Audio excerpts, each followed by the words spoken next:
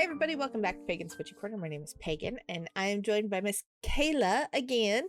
She's going to be here all the time, and I hope you guys love her as much as I do because she's the most awesome human being on the face of the planet. Welcome back, Kayla. Welcome to me. Thank you. So it is a new month, which means we are in a whole new lesson within the tempering path, and we are still talking about energetic hygiene and working within your own energy fields.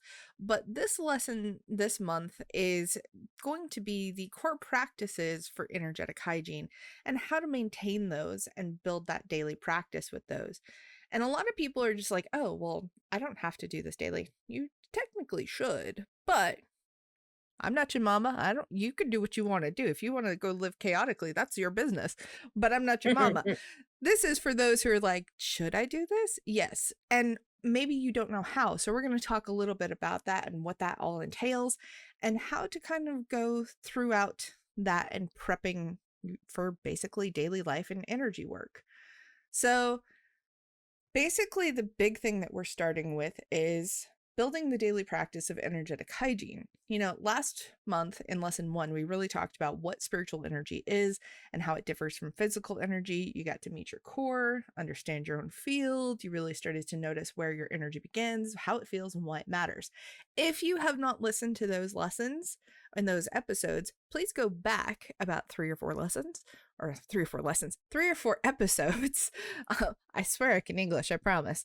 3 or 4 episodes into the start of January, and all of that will be explained. If you're in the Discord, you'll obviously have access to these lessons if you've chosen to do this path, and then you can also read them there. So let's talk about maintenance and how exciting maintenance is. I know that sounds so boring, and you're like, oh, why? But it's not boring. It's something that we all do. I mean, we get up, we, make breakfast, drink our coffee, tea, whatever you do. Maybe take a shower in the morning. Maybe you get dressed. Maybe you go to work. These are all routines and usually part of maintenance for ourselves, but they're part of the physical maintenance. We're talking about energetic maintenance and why it's important. So energetic maintenance and energetic hygiene is kind of like having boundaries. You don't really just let somebody through your front door. You don't really just be like, oh, hey, I don't know you. Come inside my house. And then they never leave because you don't know them and you just let them do that. That's a bad thing. Don't do that, people. That's not Hi, wise. delivery man. Just walk on in. Right? Doesn't work that way. No, it does not work that way. So energetic boundaries and all of that are kind of similar. You're not letting somebody else's energy into your field when you haven't given consent for that to happen. And making sure that who you are engaging with is somebody that you want to engage with, that you have allowed in there. And when you still need to, you have the opportunity to rest and recover and do what you need to do. And yes, I know you'll learn in later lessons that sometimes energy still comes in whether we want it to or not, but we're talking about the basics of the basics right now. We'll get to that later, I promise. Not in this episode, but in another episode down the road. It is planned. It is there. You want to go faster? Join the Discord. There, my shameless plug is done. Sort of. I'll probably talk about it in the end. This is me. When do I not shameless plug? Hello? So, the 5 core practices of energetic hygiene. They're not, rules or checklists that you have to check off every day.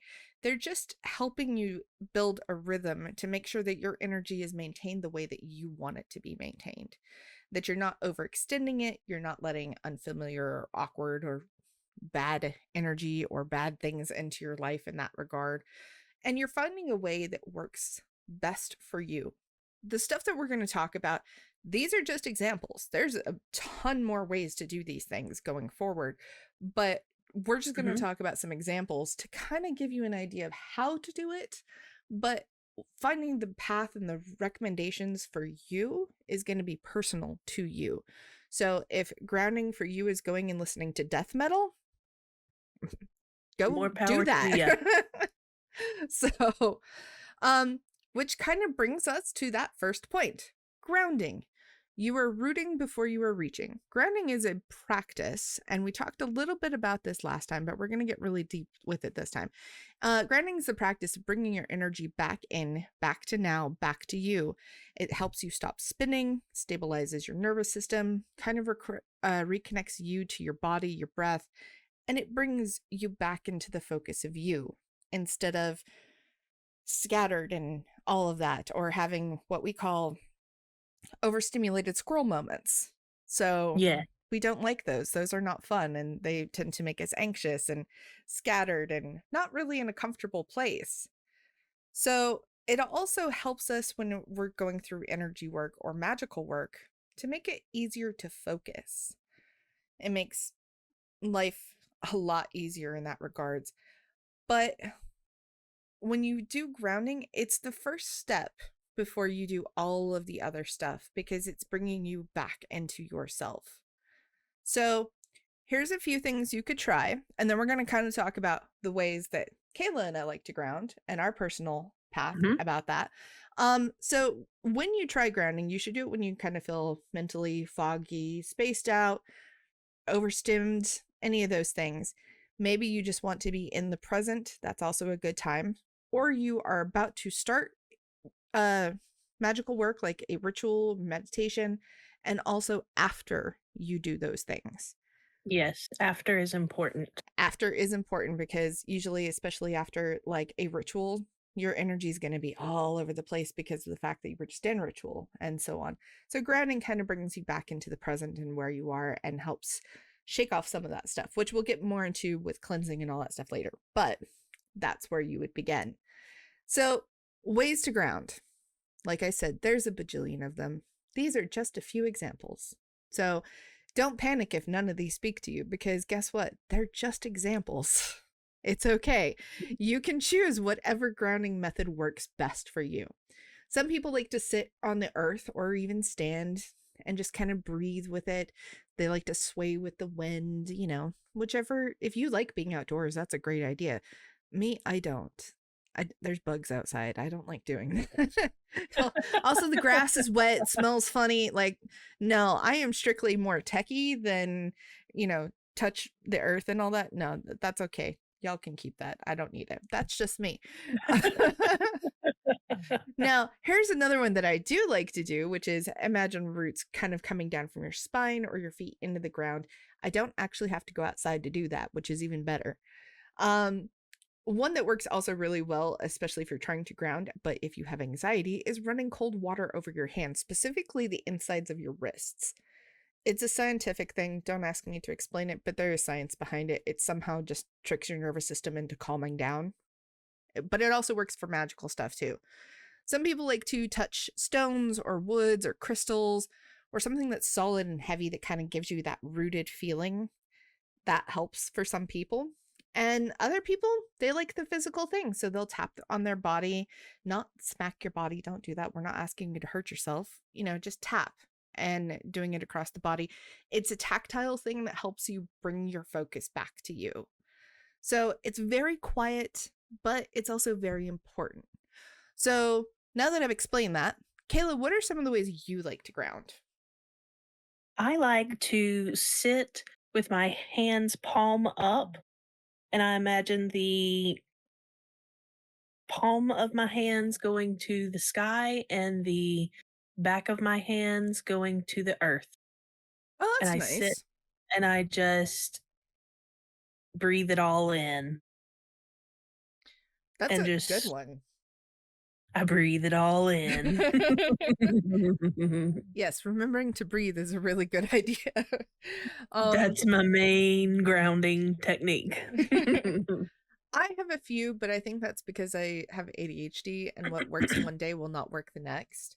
But one of mine is you'll hear this a lot when I do my meditations. You'll hear the 3 breath count in and then whatever it I'm doing.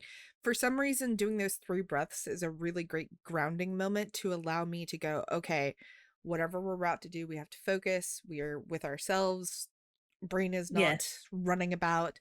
But you hear that a lot on the meditations that I lead you guys through. And that's because is grounding for me to make sure that I'm focused A to lead you in said meditation.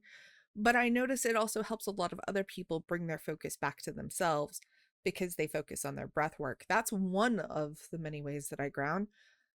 Um, Another one that I think probably is half neurodivergency and half grounding, but I like noise canceling headphones. It doesn't Mm, matter so much about the music or what's flowing through them, but having the dullness of the outside noise helps kind of bring myself back to me and also helps me ground. And so if I'm doing that with work or magical work, I should say, sometimes temple work too. But if I'm doing that with magical work, usually I'll have some sort of music that pertains to whatever I'm working on. And that helps my brain go, okay, we're in this mode. This is what we're doing. It brings me out of that scattered, fogged feeling and allows me to be connected with me. So, those are some of the ways that I do it. I have done all the things that I listed before. Sometimes they work, sometimes they don't.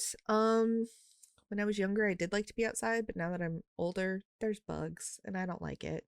If you like bugs, good for you, but not at my house. Thank you.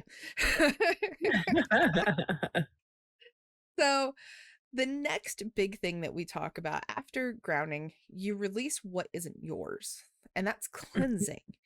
We pick up energy all the time, which we have mentioned. I promise I can English. Just this week is terrible. I can't talk. I'm sorry. Uh, um, Cleansing is one of those things when you go about everything, you're picking up energy from people at work, the store. Even if you are shielding really well, you're still going to have some bleed through, and some of that is still going to affect you, and some of it's going to stick to you. And it's no fault to you. It's not you doing anything wrong. no. It just happens. And so what you do with that is you do a little cleanse. It shakes off what doesn't belong to you. You send it back to sender, all of that. And usually it's just energy that's gotten mistaken and stuck to you because that's what happens. Mhm. And so it's not about being perfect and pure and great and all of those things. No. Cleansing is It's nothing mostly, about purity or being moral or yeah, anything like that. yeah, we don't, if you're trying to go for purity, you're probably going to fail more than you actually would if you go for realness. It's kind of like, you take a shower, you wash your hands, you do all the stuff that you're supposed to do, and somehow you still get sick, even though you're doing all the stuff that you have done perfectly to prevent these things from happening. That just still happens. And it's not that you did anything wrong, it just happens. Our immune systems get wonky sometimes, and it's the same kind of thing with picking up energy. You can do everything right and still have energy bleed through. And again, that's not you being broken, that's just normal. It happens to Mhm. everybody. So, Yeah. cleansing is what helps keep that from happening. Now, if you're somebody who ends up having to cleanse a lot, maybe you feel irritable, overstimulated, not yourself, you are around a lot of people who have energy that's way more intense than yours or any of those things, regular cleansing is a good idea. But most of the time, you could do a cleanse about a once a week. That's what I do, unless I'm really doing something or doing big ritual or a lot of magical work. That's usually when I would be like, oh, okay, I need to cleanse here. I need to make sure that my energy is mine. I don't have anything stuck to me. And the reason I only do it about once a week, though, is not because I'm not picking up energy. I am. But I also know that I'm shielding well. I can feel when something's not mine. I can feel when something's off. And if I was trying to cleanse every day, I would probably burn myself out. That's another reason. Mhm. Doing these practices, you need to find something that works with you and you're not just trying to check off a list. So that way you don't burn yourself out on it. Finding the path that works best for you is always going to be the best thing. But making sure that you are still doing your energetic hygiene is still important. Mhm. So, And especially since you know that you're doing your shielding well, you know you're doing the other things well, mhm, is a big part of it. yes. You know you're doing the other steps. Yes, exactly. And if you're not shielding, you probably do need to cleanse very regularly because of the fact that you don't have a barrier between you and the other energy. That's what shielding is. And we're going to talk about that next. But some of the ways you could cleanse, if you are not familiar with them, you can use smoke from herbs that are ethically and appropriately sourced. Now, there's a lot of herbs out there that are cleansing herbs that you shouldn't be using because they belong to indigenous peoples or because they're going extinct from over harvesting. Trust me when I say you can grow your own stuff in your own backyard or in a windowsill to use if you want sacred herbs, rosemary, lavender, garden sage if you need it. You could even use basil if you want. Burnt basil is beautiful. I love the smell of dried basil. You can do all of these things. It doesn't have to be white sage or a sage bundle or Palo Santo or dragon's blood or any of these things. And, but if you can't get them, regular kitchen herbs work just as well. Like literally, you Yeah, can go to your spice cabinet and use dried rosemary and it works just as well. Yeah. yeah, Salt baths or showers, those are always good. But there is a caveat to that because we had a student in the past who was doing them too regularly and actually absorbed too much of the magnesium Epsom salts and put themselves in some medical hot water. So, if you're going to do a salt bath or shower, make sure that A, it's safe for you because not everybody can do them because some people can't have that much magnesium in their bodies. Um, and also make sure that you're not doing it more than about once a week right. because otherwise you're going to end up having basically magnesium toxicity from overuse and you don't want that. So about once a week is usually ideal if you're going to do that. And you also don't even have to use salt. Water is a cleansing agent all on its own. Just saying. um Sweeping your body with your hands or tools, that's also a really good one. And if you're like, what do you mean sweep your body? Like, do I take my broom and rush it over my body? No, no, no. Basically, you just run your hands over your body like you're brushing dirt off of you. You could use tools to do that, but make sure you're, using a tool that's not going to harm your body in the process. So Yeah, if that's what you would like, go for it. Bells, chimes, claps, rattles, or anything to break up the stagnant energy, fan favorite. We love those. And you can also do visualization and cleansing where you visualize light or energy moving through you and cleansing away energy that does not belong to you. So, my personal favorites of cleansing are I do like the sweeping method. That's a good one. I have bells on my doors and, around my energetic spaces and all of that. And sometimes the best cleanse I have is either blaring really loud music that feels cleansing to me and my space, or screaming to whoever or whatever energy is on me or in my home to get the fuck out. Yes, it works. It really does. If you got the intention and the oomph behind it, yes, whatever is in your house that's not supposed to be there would be like, man, she's crazy. I'm leaving. It works, trust me. So, Kayla, what are some of your favorites? So I have several. I love smoke cleanses. I love shower cleanses. I'm haven't been doing them lately, but I love those. I love just shaking my body out. Oh, I Not love that one too. sweeping, but literally shaking my body. Just shaking your arms, shaking your legs, just shaking everything and visualizing all of the gunk that is there just poofing off of you. It's like wet I dog love syndrome. doing that. Yeah, Yes. like shake like a wet dog trying to get the water off that Yes. fur. Yeah. Yes. I love doing that. That's my favorite right now. Um, and yeah, I just love that one. I don't know why. It gives me all the goosebumpies. I Oh, like it. lovely. Um, and yeah, that's my first. Second is a smoke cleanse, just because there's just nothing quite like them. Um, but yeah, those are my top three go tos. I love that. And yeah, the whole shaking your body, dancing it out works as well. But the shaking your body one is fun because like it kind of is like this weird, like it almost feels like you're getting like an all over tickle, and it just like you get to Yes. shake it off and you're just like, "Ooh, that was nice. Do it again." And I love on the days where you're you're low energy and you don't feel like doing anything and you don't have the energy to do much of moving. I love the music, just getting music and blaring it through your house, Mhm. and whatever music it is that just gets you going, gets you energetically hyped up, do it and just feel it moving through your body. That that gets me going. I like that one. That's a fun one too. I do that quite a bit.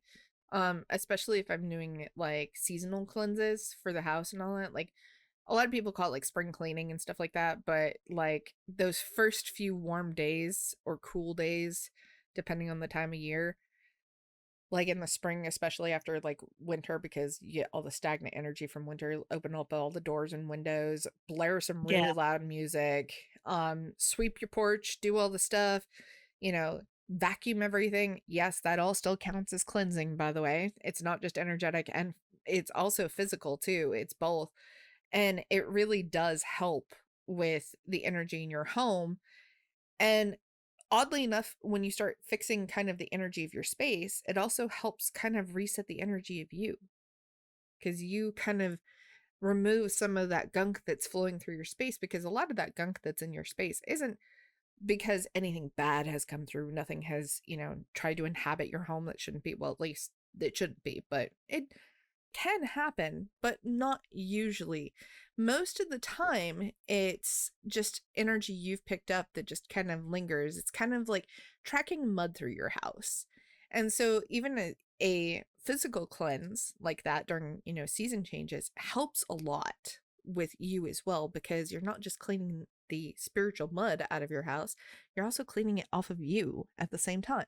So, it works great. Those are many ways to cleanse. You can find any other out there, and like I said, there is millions of ways to do them. You can find what works best for you, that feels makes your energy feel clean, clear, whatever you need it to be, makes your space feel good, all of that.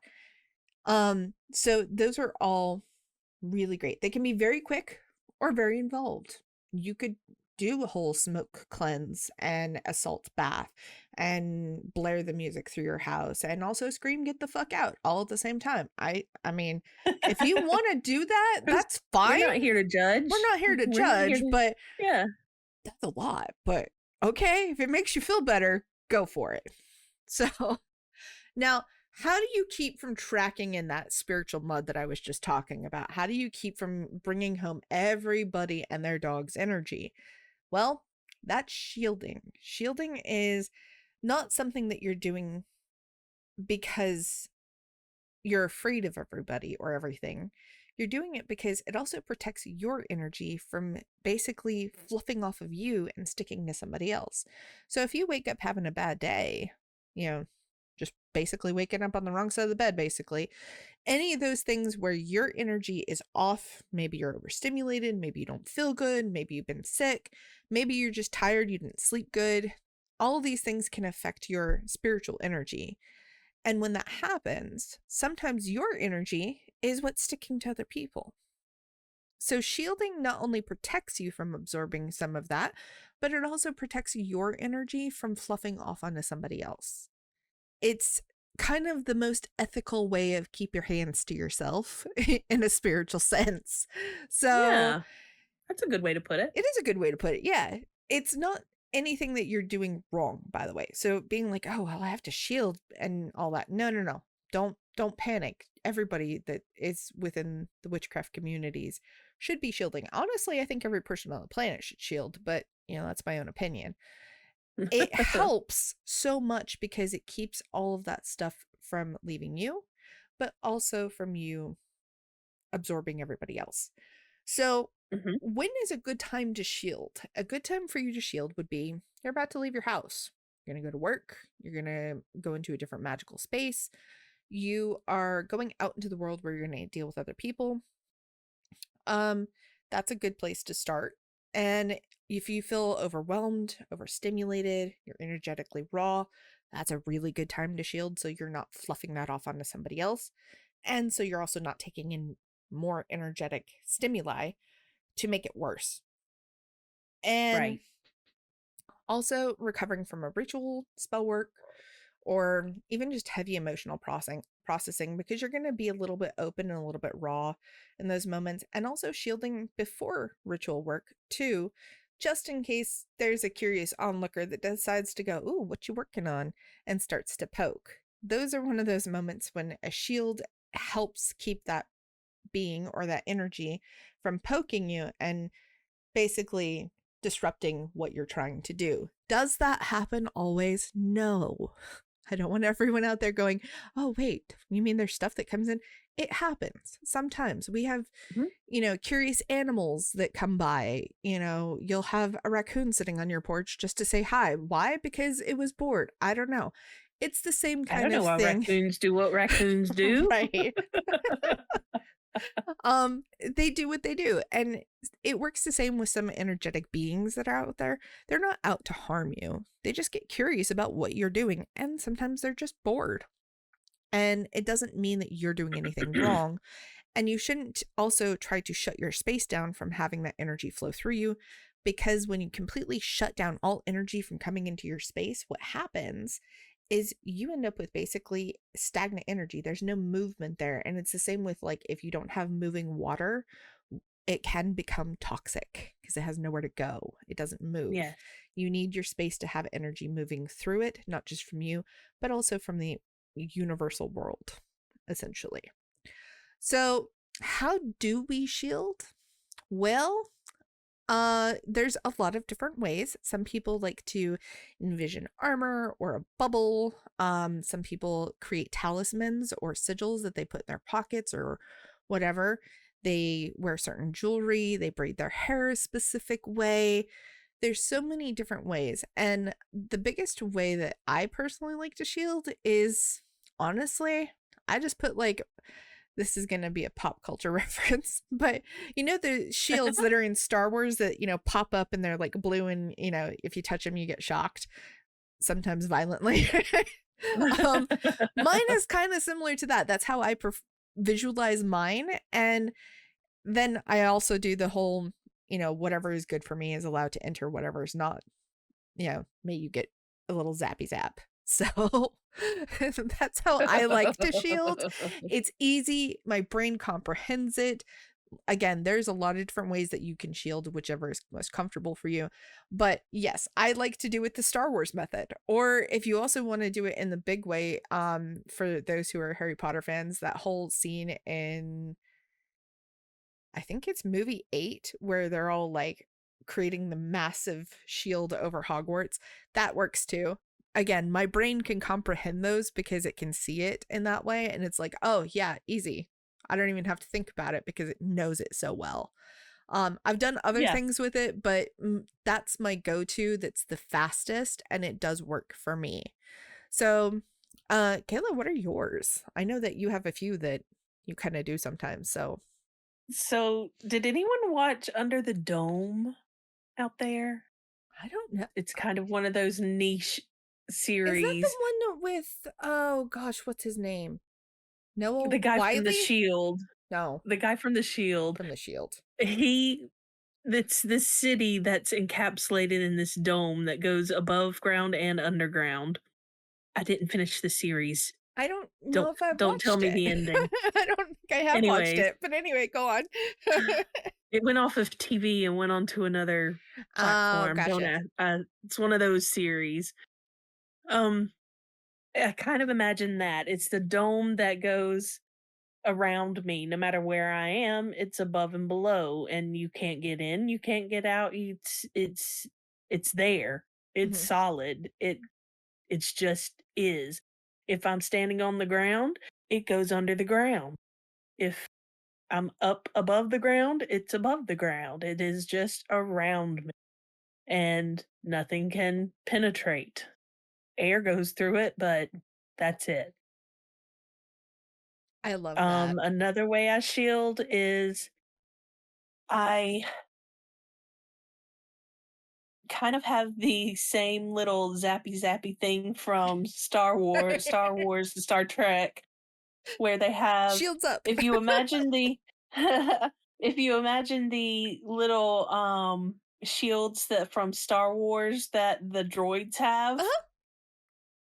that's one of my shields. Nice. Um and I have a shield that is none of the above. It's like imagine, what's something that I can help you visualize this because I made it up. Imagine like chicken wire, Oh, yeah. chicken fence, Mhm. and everything, but smaller grid, Like rabbit and wire. yeah, Yeah. and everything that comes through it just gets penetrated into Oh, fuzz, into oh, nothingness. I know what okay. Resident Evil. Remember the laser scene where it turns it into the Yes. grid that like it slices through you and it's all the lasers? That's what that Yes, and it reminds me just of. falls on the ground. Yes. It just falls on the ground and you can sweep it away. I love that. That's one of my shields. Oh, that's so awesome. And for anybody who's out there listening going, but what if that was somebody else's energy? Well, you know what the cool thing about energy is? It can neither be created nor just it can um technically can't be created or destroyed. It's both. It's always in creation, it's always in destruction, but it's always changing into something else as So I alchemized. just changed it into dust Changed it and into dust swept and it out of my space, it'll and turn it'll back go into back to whatever where it it needs goes. to. Yeah. It doesn't ever just stay as dust and then you're just like, "Oh, well, part of my energy turned into dust." Eventually, yeah, it'll absorb back into you if that's where it's supposed to go. But we fluff energy off of us so much that you probably don't even realize how much energy you have expended throughout your day, and it would be buckets of energy, truly. If you Yes. were to really put it in a tangible way, it would be buckets of energy. There's so much. So, one little bit that gets turned into dust is not going to make a difference because you've already shed it like a skin. Basically, it's Yes. kind of like we lose a lot of skin cells off of our body You every lose day, hair. and hair and all of those things. All those things are similar to energy getting fluffed off of us. It's energy that not necessarily that we couldn't reuse or turn back into something else, but most of the time it's energy that is already being transmuted into something else. It's gone off and done something else. It's recycled into something else. And so it gets a little complicated when you try to like really boil it down to what is it and where does it go and all that. Don't try to hurt your brain trying to think about that. It's going to confuse you. I promise. It confuses me and it's if I try to think too deeply on it. So just know that energy is always in creation and it's always moving and it's always, going somewhere else. That's the easiest way to think about it. Um we've already talked a little bit, kind of moving on to the next one, about clearing your space. I talked a little bit about the whole, Mm, seasonal cleaning and stuff like that. When you do that kind of work, it really does help you as you're an energetic being in your home. You'll find that, you've washed your dishes and, you've swept your house or you've changed your sheets. And that moment when you get to feel that kind of clean energy that's happened within your home after you've done that, it makes you feel good. Yeah, you might be tired from doing the actual cleaning yourself, but it feels good. And it feels good for some time and allows you to have clearer focus because you're not like, oh, I have to do the dishes, or oh, that pile of laundry's been looking at me for 3 days. I should probably, wash it and put it away. Um, and so on. It gets those little mundane moments out of your brain so you can use the energy that was kind of keeping you stagnant, focusing on that for something more magical or more geared towards you.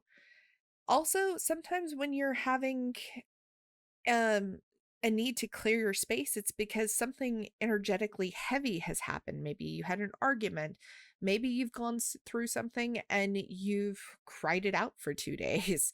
There's something intense that has happened within that space that allows you to say, okay, I need to cleanse here and I need to clear my space. And yes, it usually is more often than not physical work that's being done there.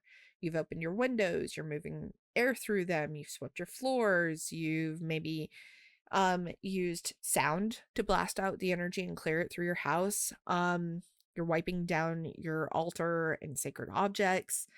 Um, and doing basically the mundane stuff. This is where, energy work is not always just, oh, it's that woo woo. It does overlap into the physical. And having those two where they interlock with each other helps one when the other one is out of balance, and the other one can help bring the other one into balance as well. And that makes it so much easier to comprehend when you're just like, oh, well, how do I cleanse my space? Open a window, let some fresh air in, Mhm. blast some music, you know, sweep the floors, Feel the vacuum, energy. change your sheets if your altars are in your bedroom, you know, wipe everything down. Once a month, which I actually have to do it because I haven't done it for February yet. Usually I do it on the 1st, but it was a weird month. Things happen. Things happen. I usually dismantle all of my altars. I have 8 altars, just for the record. And you're like, oh my lord, 8? Why? Well, about 6 of them belong to deities, and the other 2 are working altars. um, but I do dismantle. Again, things happen. Things happen, yes. Um, I dismantle all of my altars. I clean everything. I wipe it off. I have specific ritual sprays that I make that are for cleaning, that are usually like rubbing alcohol and water and some essential oils, sometimes vinegar. And then I put all those and I clean everything off with a rag, dust it really well, and then I cleanse it energetically by, sending energy over it. It also helps recharge some of the items that need it. And then I put everything back on my altars, and it is an all day tedious process because I have so many altars and my altars have a lot of things on them. Not because they're cluttered, but because they're things that I've collected over the years that I feel are important to the said altars. And that allows those spaces to be clean for whatever energetic work or magical work I'm going to be doing. But it also makes me feel better too, because whatever stagnant energy had been absorbed from the previous month has now been cleansed away. So I have a clearer focus to do the work when I sit down to actually do it in those spaces. And not everybody's going to do that. And I'm not saying everybody should. I'm just saying that's what works for me. And I also really do enjoy taking a whole day for dedication to that because it becomes a magical act in itself. And again, not everybody's going to do that, and that's fine. That's just my way. So yeah, those are my thoughts. Kayla, what are you like to do with your cleansing of your spaces? I open doors. I open doors and just let the air flow. That is my go-to. And blare music while I open my doors and let everybody in the area hear my music. Yes, Kayla is that neighbor. I'm that neighbor. We have a sound bar that is very loud, and everybody can hear my music, and they can enjoy it or not enjoy it. I do not care. Whatever the music of the day is, that is what they will enjoy. I love that so Luckily, much. I live where there's businesses, so they can enjoy it or not enjoy it. We don't have many actual neighbors. That's a good thing though. That is a good thing. Um is there anything that you do specifically for like your actual magical spaces that help, clear those spaces out of, stagnant energy and such? I do I do smoke cleanses for them. I burn incense for them and make sure that they are all clean. I don't do a full cleansing like you do every month, but I do clean them and make sure that there's nothing stagnant on them. If they do need a cleaning, then I clean them, but I make sure that there's nothing stagnant on each altar. We also have several altars as well. Mhm. So I make sure that they're all clean, that there's no little cobwebs or little dust spots or anything on anybody, and make sure that the energy feels right and that everybody's cool and settled and all in the right space. Yeah. Like I said, mine's pretty extensive, but it becomes truly a ritual in itself for me. It's a way of also communing with my altars and, the ones especially associated with the deities in those moments to make sure all the stuff that I have on them is still relevant to those, altars, but also it makes sure that it gets me in that mindset of just being in communion with those altars too. And again, you don't have to do it my way. It literally takes me like 6 hours to do this. And because I go piece by piece and little by little, and I'll wash my altar cloths and do all the stuff. And that's why I do it once a month and not regularly, because otherwise it would be way too intensive. And even then, some months I don't get to it. And it's because life is too busy in those moments.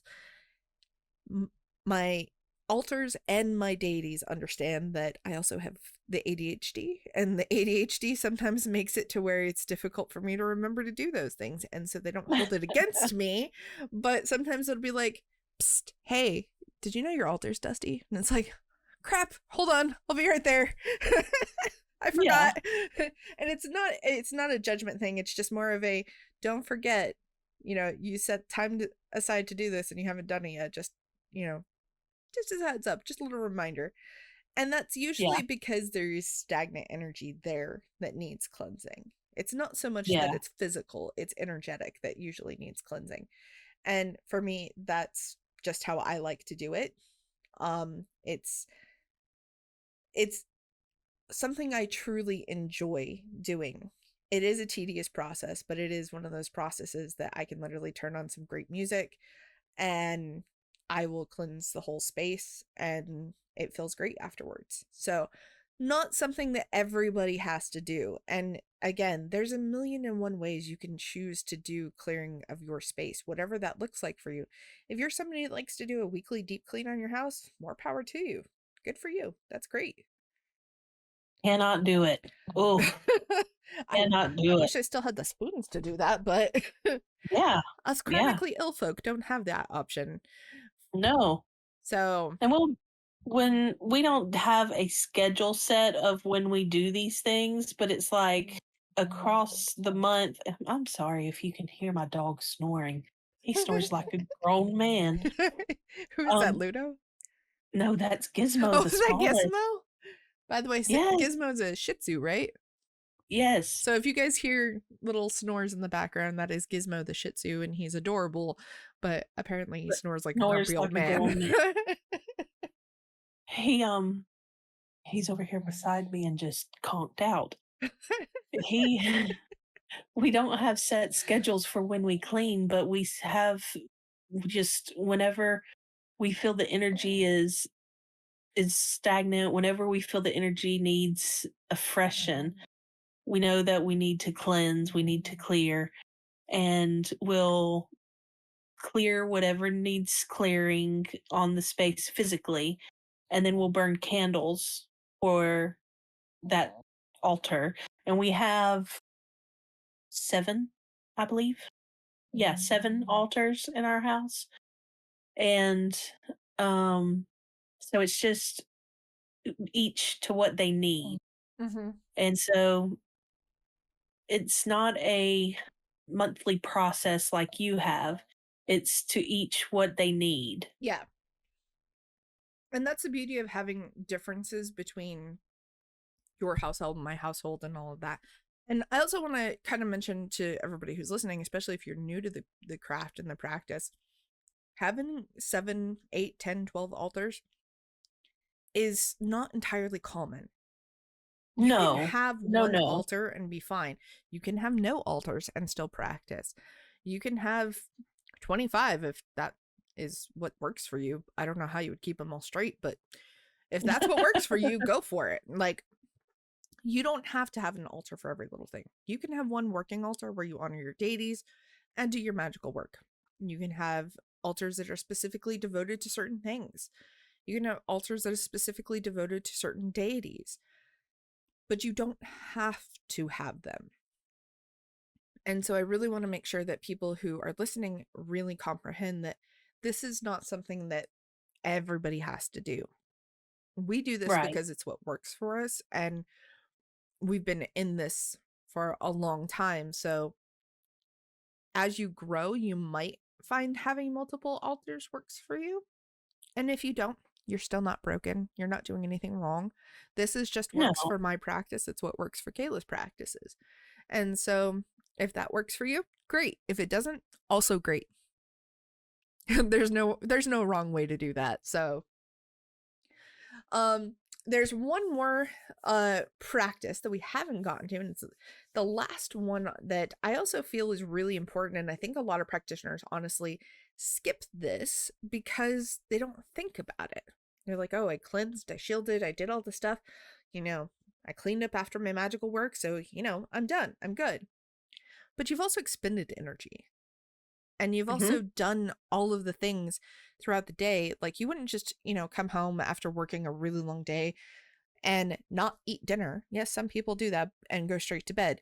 Your body would really complain after a while of you doing that. It's not Yes. really fair to your body. It's the same kind of thing with doing magical work or doing energetic work. You need to replenish what you spent. And it doesn't have to be entirely huge. It doesn't have to be something that's awful or really labor intensive. You don't have to go have a 5-course meal. No. And sometimes when you also don't realize that you need replenishing, is sometimes that can also mean that you need rest. Like, you need it because you feel disconnected or burnt out. You're giving way more than you're receiving. And, like I said, we also talked about, completing deep rituals, or even, releasing of emotions. That's also a good time. And sometimes you just feel empty and you're not really sure why. That's when replenishing really starts to step up to play, because that's the moments when you go, oh, right, I'm not a vending machine. I'm not somebody who can just give Right. and give and give and give and give. You have to refuel yourself. You have to take time for you to make sure that it's okay. I've mentioned this in a few um podcasts in the past, before we started doing this.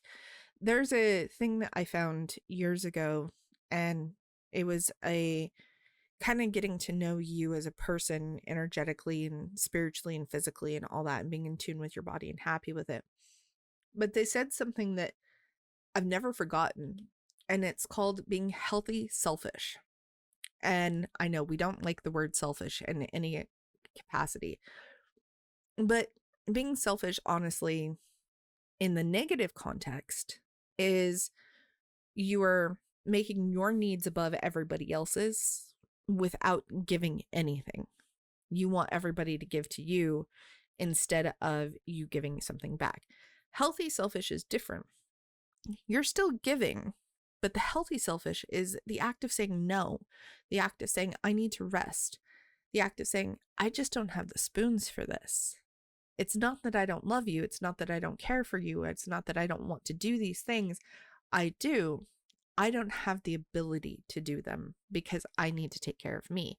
Healthy selfish is taking care of you before you are to the point where you have nothing left to give. Right. That's one of the things that I've never forgotten, because it stuck with me so hard that I was like, wow. And as a former people pleaser, yes, that is something that is desperately needed for those who are people pleasers, because we forget we matter too. Yeah. And so replenishing is something that you should never skip, because you also need to take care of you. They always tell you on an airline, if you have somebody who's a child or you're a caretaker for them, put your mask on first and then put theirs on second. Because if you're dying, you can't help other people. And it's kind of the same kind of thing. Are you going to die from not being replenished? No, but you are going to be burnt out. You're going to feel disconnected. You're going to not want to do the work. You're not going to want to be involved. You're going to be exhausted, probably to the point of maybe even irritability, anger, and you won't Right. realize why. And that's because you're not giving yourself the time to rest, to heal, to replenish, and basically refuel your own energy before you try to give back out. One of the things that we had to learn, and we talked about this last month, was when we went on sabbatical, we were giving so much and we didn't think it was too much. We actually were to the point of almost feeling like we needed to do more. And Mhm. our gods were like, no, no, no, sit down before you hurt yourself, please. Mhm. And we didn't really listen. And finally, they had to just kind of like gently plop us in a chair and say, no, stay, don't move, breathe for a while. And so And we we were did. like, "But the car says that we've got 25 more miles before empty." Exactly. That's a really great analogy, but it's so true. um, and we weren't refueling ourselves.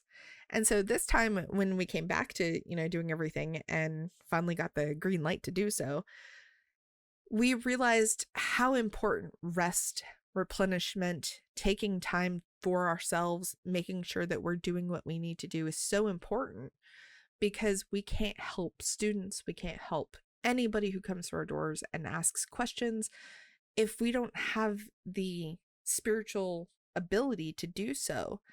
And I know recently, I had a little reminder of this too, that also I have to make sure that I'm making sure I'm okay to also help people, and that I'm not giving too much just for the sake of giving. Right, And right. that's something that I think that we also forget as human beings, that it's like, oh, well, I have to help and I have to do all these things.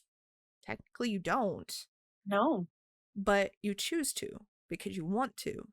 But if you don't have anything comes left to down to give, yeah, obligations. it comes Comes down to down to obligation. obligation. Yes. But if you can't do that, then you end up in a place where you're like, well, how do I keep going if I'm angry and upset and tired and exhausted, stressed out, filled with anxiety, and all of these things, to the point that you also start becoming numb and burnt out? You're not doing anybody any favors, especially yourself. No, So, no.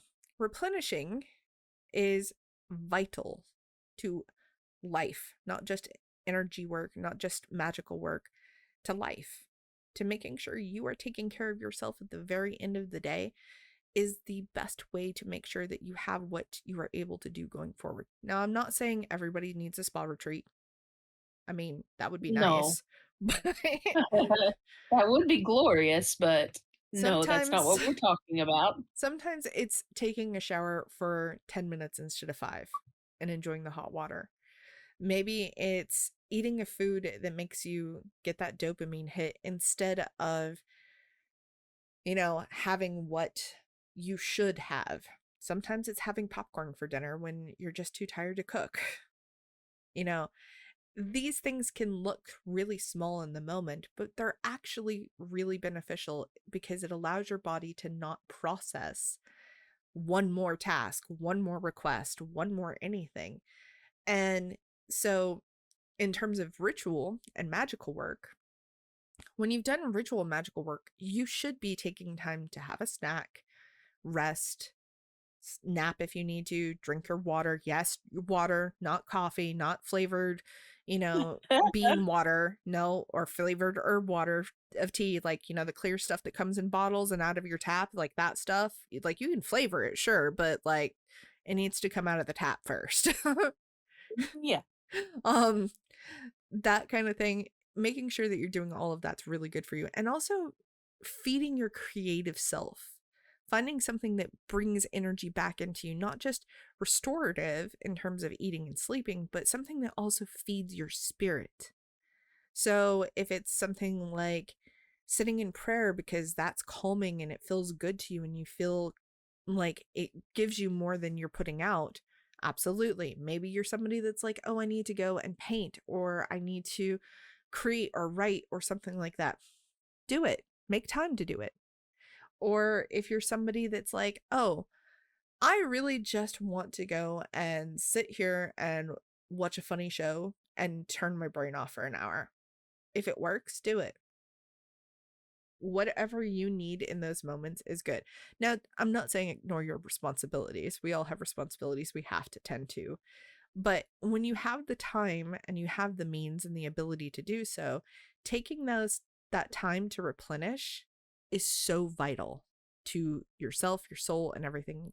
And the world is crazy enough as is, and it's really hard to exist in a world where it's everything outside is just crazy if you're not taking the time to allow your nervous system to calm down and rest a little bit.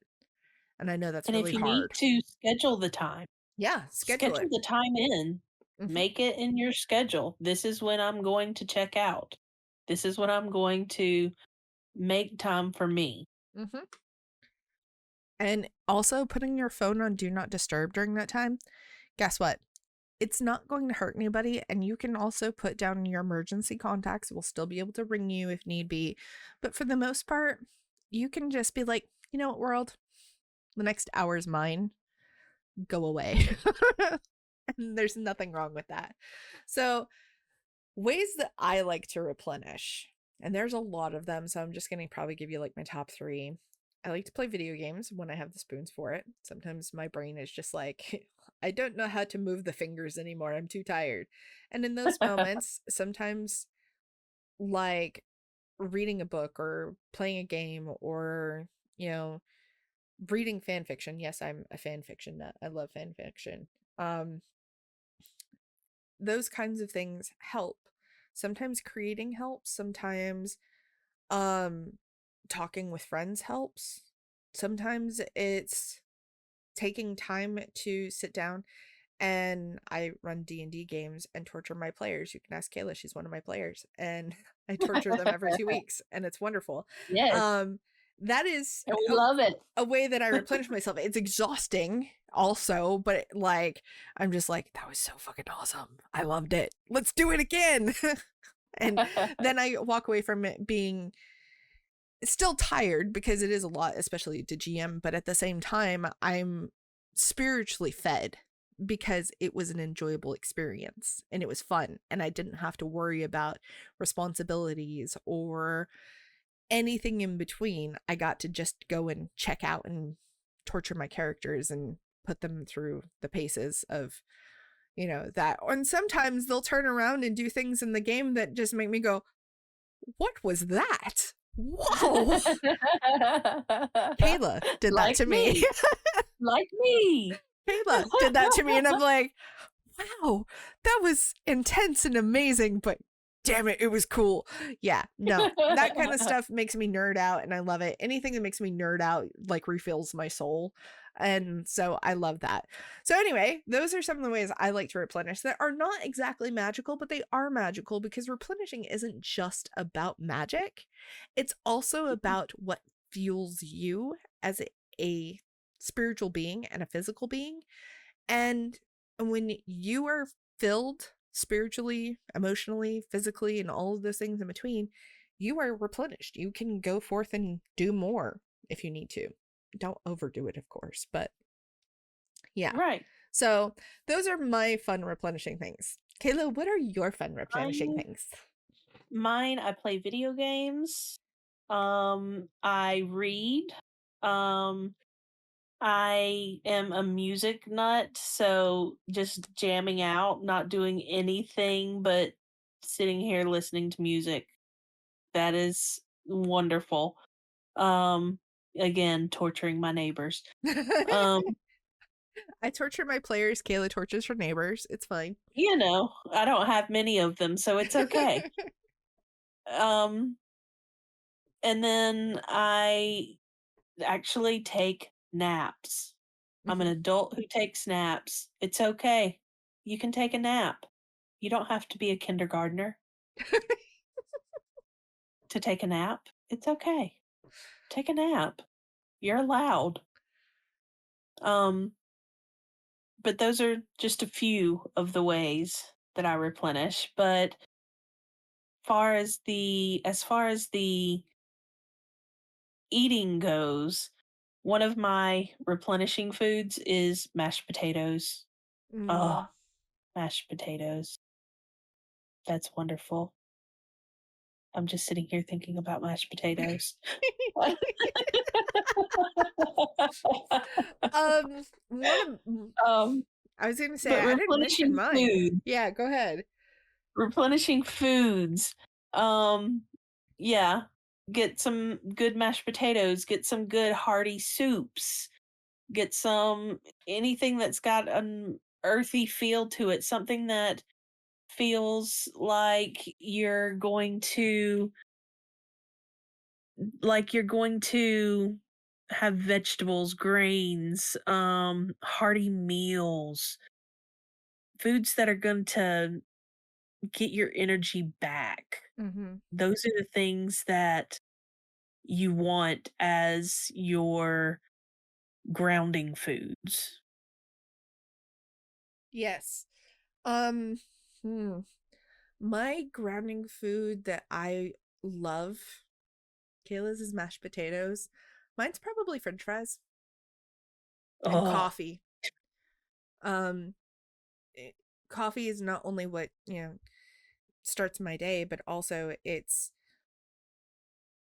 it's that tangible moment of that first sip that just makes my soul just kind of go, "Ah." And I don't know why. It just does. It hits all the dopamine factors for me and I love it. And I'm also, you know, um a coffee snob.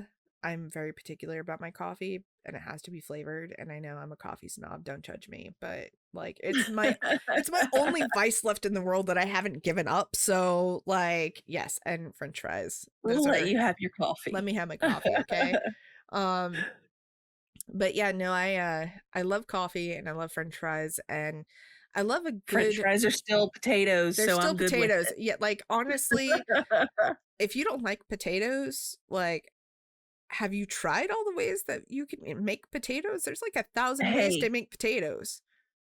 my niece and nephews don't like potatoes, and I'm just like, "Brother, where have you gone wrong?" None Like of all 3 of them, none of the 3 of them like potatoes, and I I'm wonder like, if it's because they like had potatoes that tasted funny one time and they're like they "I weren't don't cooked right. know." I mean, they're in their teens now, and they don't like potatoes. No french fries, no mashed potatoes, no, What like, teenager doesn't like sautéed french potatoes, fries? none of them. That's weird. Those are It's pod so children. weird. It is so weird. But yeah, Yeah, can't get them to so eat them. um potatoes, coffee, those are my big things. If I have to have like a good meal, like a good roast chicken is really good. I love roasted chicken. And I also love like a good pot roast and tacos. You can't go wrong with tacos Ooh, too. tacos. That's a Yeah. good one. Yeah. Those are some of my favorites. Do I have them after every ritual thing? No. No. But if I'm doing something really big or I've had like an emotional release of some kind or that's really huge or any of those things, sometimes you just need a grounding food to just set the world straight. Yeah. That's usually how it goes for me. But yeah, those are the core practices of energetic hygiene. I know we talked about a lot of them, and even having just a few of them really does help um keep you where you're supposed to be. And it keeps you going with what you're supposed to be doing magically, energetically, and so forth. And if you can't have any of those things out in the open, something as simple as going for a walk can check off a bunch of those boxes. Or going and getting a Yeah. cup of coffee and taking a walk can check off a bunch of those boxes. And again, we're not saying that they have to be checked off. We're just saying that these also are not just important to magical work, but they're important to life work. So, to taking care of our physical body as well as our spiritual bodies. Because in these moments, this is where it does start to overlap between the spiritual and the physical. So, Mhm. take what you can experiment with it, figure out which one of the practices, or one of the various examples that we've given under each practice works best for you. You don't have to use those if you already have your own. That's great. Just remembering to do them is important, because a lot of times we forget, especially as magical beings, because life tells us to, participate in hustle culture. And so we forget that energetic hygiene is important until we're at that point of, I saw a really great TikTok, and this is the best example I can give you. It's like, "Oh, why do you look like you're about to like die?" And the guy's like, "I forgot to eat, and now my body is literally about to like kill over because I haven't eaten. And so like I have to like eat immediately." And it's like, "Oh, okay." It's that kind of thing when you forget about your energetic hygiene too, that sometimes we forget until that very last moment and everything is about to crash around us and we're like, "Oh, maybe if I just cleansed last week, it wouldn't have been a problem. Okay." And so you get to Yeah. that point. And so remembering to do it on a daily if you can, or at least a weekly is best. But the important ones like replenishing and shielding, those should be daily. Yes. Those ones are the ones that I would emphasize definitely should be done daily. And the rest of them, you can get to them as much as you can, but those are the ones that I would say, yes, do those every day. Don't forget. Wake up, put your shield up, you know, get the zappies ready, whatever works. And then at the end of the day, do some replenishing activity, something that makes you come back to center and feel like you're able to actually recover from everything you did during the day. So, yes, that is the core practices of energetic hygiene. Kayla, is there any last words you want to tell our friends who are listening about this lesson and what you think that they should really go forward with? Um, Eat potatoes, Eat otherwise you're a potatoes. pod person. Eat potatoes. Potatoes precious. What's potatoes, precious? Can you tell that we're nerds? We are nerds. Um, so I'm gonna do the one last shameless plug. Everybody come join the Discord. We would love to have you. We would love to see Yes, you on the tempering path because it's awesome and people get so much amazing stuff out of it. Um, you, I'm not gonna tell you all plus you the can come dates. interact with us on the daily. Who doesn't Yes, wanna do that? we're nerds. It's fun. Just come nerd out with us. We'll have a good time. We can play video For real. games and we'll talk about the mysteries of life sometimes, and then other times we'll talk about potatoes. So You know, normal balance. stuff. So join the Discord, link is in the bio. I'm not going to go through the whole schedule with you because if you want to know everything we're doing in the month of February, go to witchycornerproductions.com and look at the temple events page. It has everything listed, everything from podcast dates to what we're doing in the community, all the way down to temple events and everything in between. So you can find all the great stuff there. You can also find out more about us if you want to. And that's pretty much it. So take care of yourselves. Be kind to each other. Be kind to yourselves in this crazy world. Drink your water. And I will see you all next time for another episode. Bye-bye, everyone.